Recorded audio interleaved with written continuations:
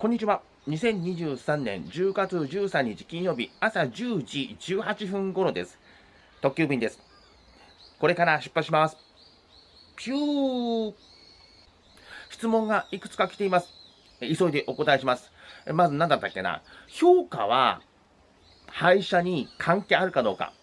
正直わかりません。僕ずっと評価高いんで、低い人の気持ちは申し訳ない。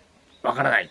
ただ、関係ないんじゃないかなと思ってる派です。というのは、昔はゴールドパートナー表彰98%以上だったんです。3ヶ月98%以上維持すると、クーポンが1万円分もらえて、で、その分、ウーバー注文してください。すごく優遇されてました。それが、前々回か。前々回の改正で96%以上なったんですよね。で、前回の改正でもう評価は関係なくなりました。回数たくさんやってくれれば、とりあえず表彰しますよ、みたいな感じになりましたよね。で、話の流れからすると、だんだん評価については、どうでもよくなってきているような感じがします。で、もうだいぶ前に、日本の、代表、女性の方と、お話しする機会があったんですけども、評価については、日本は、ウーバーの全世界の中で、上の3番目にいつも入ってるらしいんですよね。とても評価が高い。誰が言っても大体評価が高い。だから、その点で、日本の独自に、配車システムがあるかどうかわかんないんですけども、評価についてはそんなに気にしないみたいです。で、最近でこそ80%未満はちょっとやばい。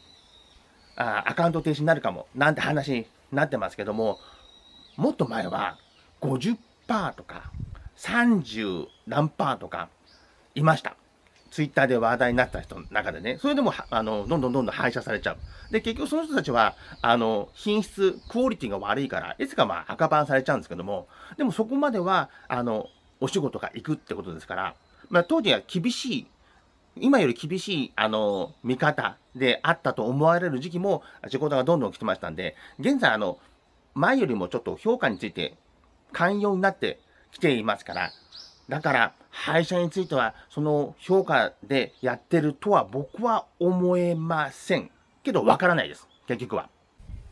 あと、東京、どこに住んでたんですかって質問来たんですけども、高島平、厳密に言うと徳丸、それと、あと、葛西に住んでました。2カ所ね。東京ではね。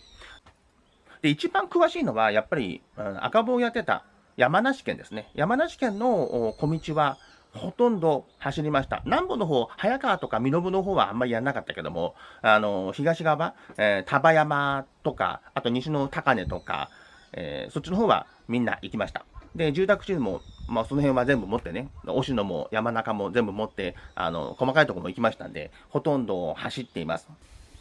あと、リザルトを、運転時間じゃなくて、金額で教えてくださいよっていう、ご質問というか、指摘が2、3ありました。確かにね、お金でね、表した方がいいかもしんない。けど、僕は最近、隠してるわけじゃなくて、自分の売り上げ、毎日は、金額では全然気にしてません。昨日いくら売り上げ上げたか、よく覚えていません。で、今、見てみました。昨日の売り上げは3213円でした。少ねーって感じですけどね。で、ただね、金額は、指標としては全く当てにならないです。300円のが続いて、で、1日、その1件しかない日もありますからね。で、何時間もやって300円時もありますし、で、週末に、またぎのクエストがいっぺんに入金されたり、で、先週の日曜日なんか、僕もあんまり気にしてもなかったけども、クエリも入ってないのに1件1000円になってたりとか、やってる方からすると意味不明のことも多々あるじゃないですか。ですから、その考え方を、これからの先を推論するのに、あんまりにも役に立たない数字だから、とりあえずはね、金額は全然気にしてません。ただ、1週間単位とか、1ヶ月単位で、ちょっと少ないなとか、高いなとか、見ますけども、1週間単位の数字すら僕はあんまり気にしてない。1ヶ月の数字は気にしてます。で、先日、僕の目標としては、1年で250万ぐらいかなって話したんですけどね。で、そうすると、毎月、毎週か、毎週5万ぐらい必要なんですよね。5万が50週で250万ですからね。で、それ5万が標準で、僕の場合は、換算期と繁忙期、3倍ぐらい差が出ますから。で、換算期は、1週間2万5千円あれば、グッと。それから繁忙期は逆に7万5千円上げなければいけない状況です。で、今さっき、これ話すのに数字見ましたら、先週と先々週、もう一番そこの換算期に入ってからの数字が28,500円平均でした。だから僕の想定よりちょっと高いんだけど、1週間ずっと休まずやっちゃってるから、1日休んだら少なくなる。でも逆に、その期間はまだインセンティブがそんなついてないから、これからつきますんで、僕の目標よりはちょっと高くなるかもしれない。地方によって、違いますから、僕の考えだと、最低賃金の 1.2 ぐらいに修練すると思ってます。で、人によって違います。場所によって違いますから、いや、あの人は毎時間3000円だよ。そういう人を何人も知ってるよっていうことはあるかもしれないけど、でも全体的で見ると、全然稼げてない人もいるから、だいたい1200円から1500円って合ってると思います。東京だと1350円とか1400円とか、そんなもんです。で、時期に、発表される時期にもよって、何十円かね、下がったり、上がったり、あるんですよ。でも、大雑把な話すると、そんなもんです。件数の方がまだいいかもしれない。ただ、件数も、こうやって全国の方に向かって話すと、で、私昨日7件でした。昨日8件でした。少ねえとか思うじゃないですか。で、これは私の感覚だと、葛西でやってた時の半分ぐらい。で、僕が今、葛西にポンって行って足跡つければ、この今の同じ時期でも2倍か 2.5 倍ぐらい。つまり16件から20件ぐらい、10時間でやれるはずです。というのはね、距離がね、全然違う。西葛西のマクドナルドから東葛西の方、青くんとかね、花ちゃんとかね、列車が走ってるエリアがあるんですよ。地区まで配達すると3.6キロか3.7キロぐらい、かなり遠い方になる。また西葛西から、北砂、スシローを持って北砂行くと、ちょっとまた距離出たりとかね、自転車だと。で、そんなもんです。でもこっちの方でやると、自転車でも7キロ、8キロ平均で入ってきますからね。本当ね、倍かそれ以上感覚が違います。とすると、件数も合理的なようで、あんまり合理的ではないです。説明するのにね。で、やっぱり運転時間っていうのは、突き詰めていくと、平均値が取れて分かりやすいです。あと、リザルトで言うと、最近僕、YouTube の配信始めたんで、他の方の、YouTuber さんの配達員さんの映像も、時々研究で見てるんですけども、みんなリザルトとかあれ、出しすぎじゃないかなと思うんだけど、いいのかしら。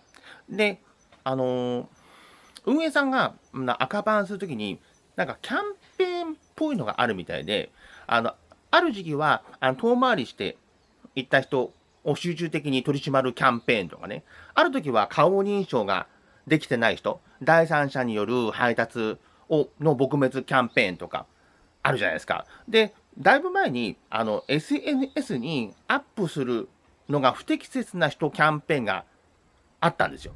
で、その時に結構ね、ちょっとしたものでも上げた人が赤パンされました。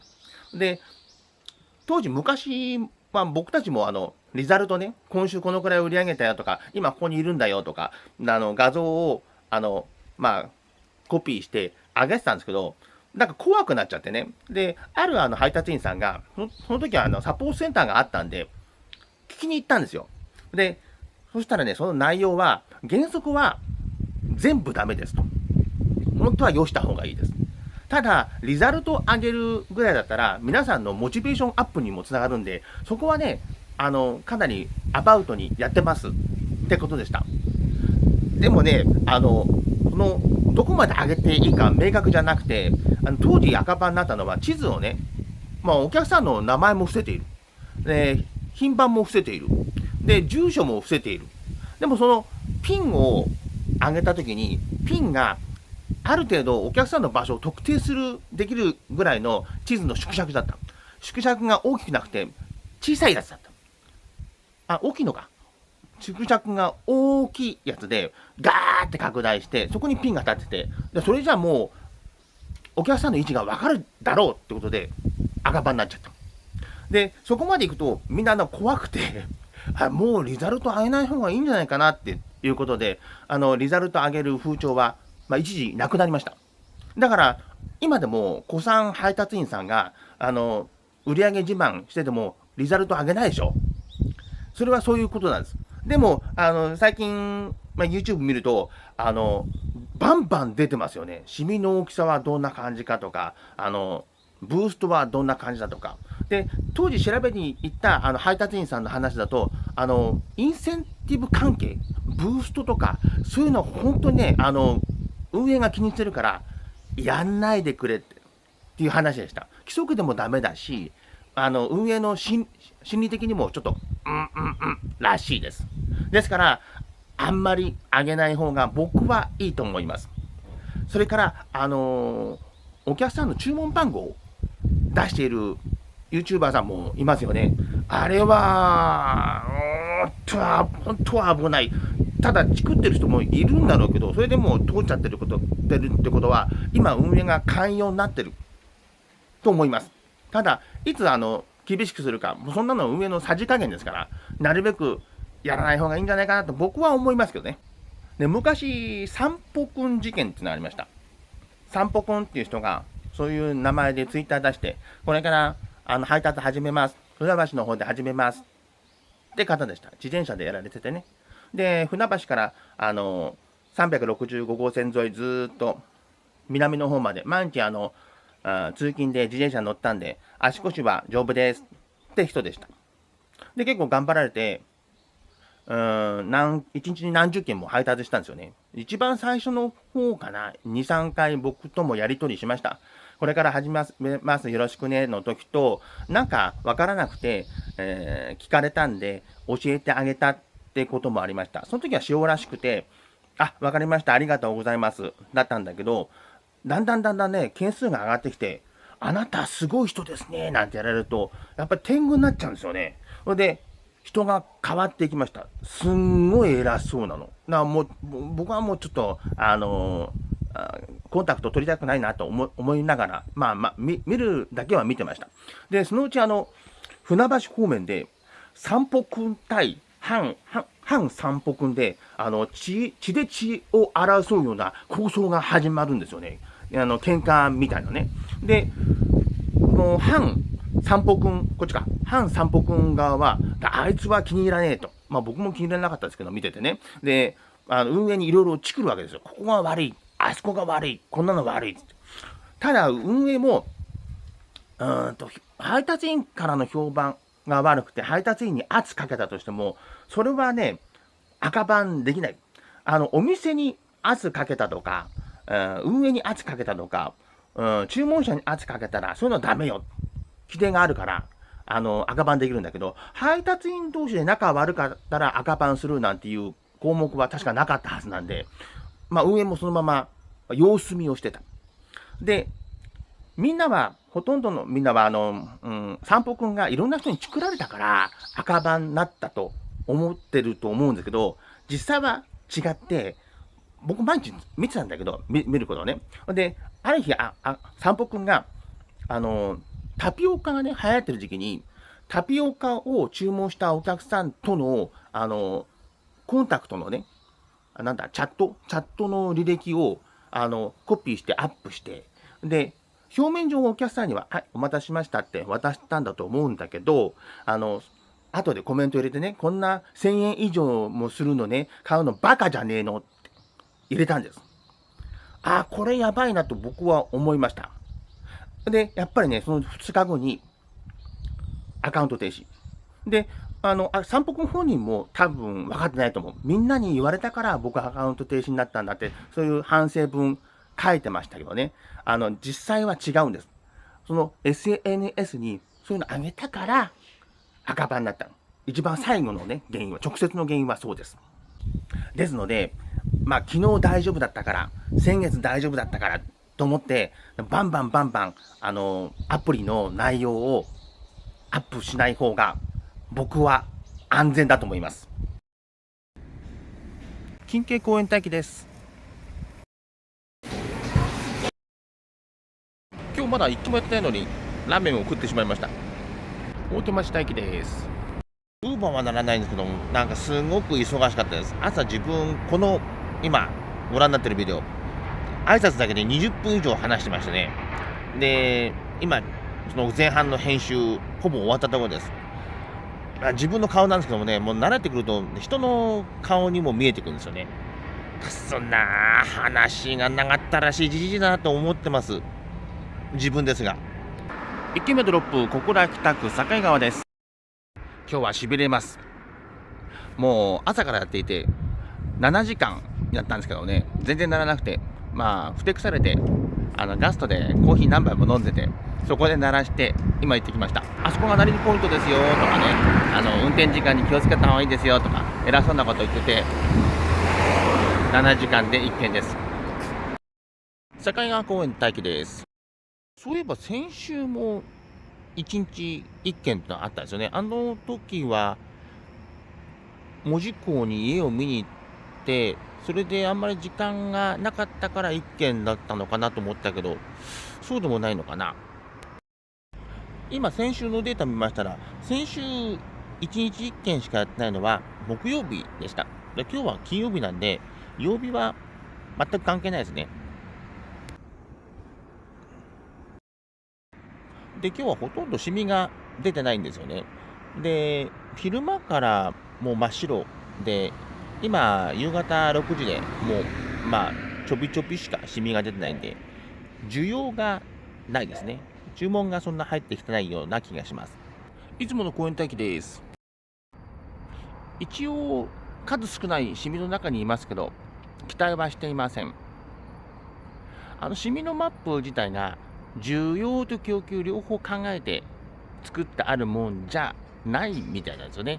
昔シミが初めて出た時に皆さんで一緒に、研究したことはあります。じゃあシミの方行ってみようとかね。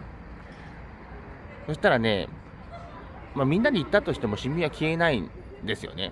でそのままならないまま帰ってきたりとかね、いうのもありました。どうやら需要と供給の方は全然考えてなくて、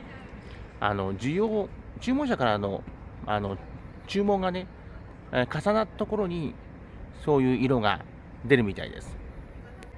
で、そうすると配達員がそこの方面に行きますよね。で、配達員が仕事を取れるかどうかはまた別の話で、運営としてはその色のところに配達員を集めたいということだけのようです。シミ取りホイホイみたいな感じですね。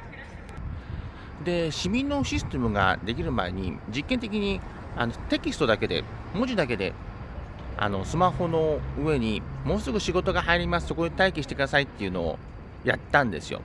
で、それはそこで待機すると、僕、全部データ取りましたけど、65% ぐらいで5分以内になりました。で、そのシステムが途中でなくなってしまって、その後シミが出てきたんですよね。で、皆さん、それが、その前のことがあったんで、多分時給でやってるんだろうと信じてますけども、そうじゃなくて、あれは需要だけだと思います。ですから、そのシミに行ったとしても、そこの地域にあんまり足跡つけてない配達員さんは、他の配達員さんに負けちゃって、仕事が取れないってことが多々あります。スキーヤーになりました。行ってきます。2軒目、小倉北区白萩町ドロップです。で、また成ポイントに帰ってすぐになったんですけど、21分熟成なんですけどね。いきます。3軒目、都ドロップです。今日も10時間終わりました。オンライン時間に対する運転時間の比率。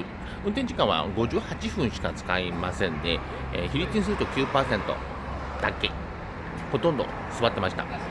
ただ、ミドル、ロング、みんな蹴っちゃいました。というのは今日金曜日でして、でこの不足分、本来僕25%ぐらいできるんですけども、暇で、仕事が回ってこなかったということで 9% だけなんですが、昨日と今日の不足分、明日に回すとプラス 21% なんですよね。で、週末はだいたい 30% ぐらいになりますから、うまくいくと明日は 51% ぐらいならせるということで、平日より週末の方が若干単価がいいんで、昨日今日干されて週末に回せるということは、案外稼げるパターンでもあるんで、そのまま回しました。で、案外平日どんどんなって、うまくいってる時の方が週末干されちゃって売り上げいかないんですよね。この方がいいと僕は思います。ただ稀に週末もならないでそのまま干されたまま終わっちゃうって時もありますけども、それは本当稀なんで、多分大丈夫でしょう。ではまた明日。失礼します。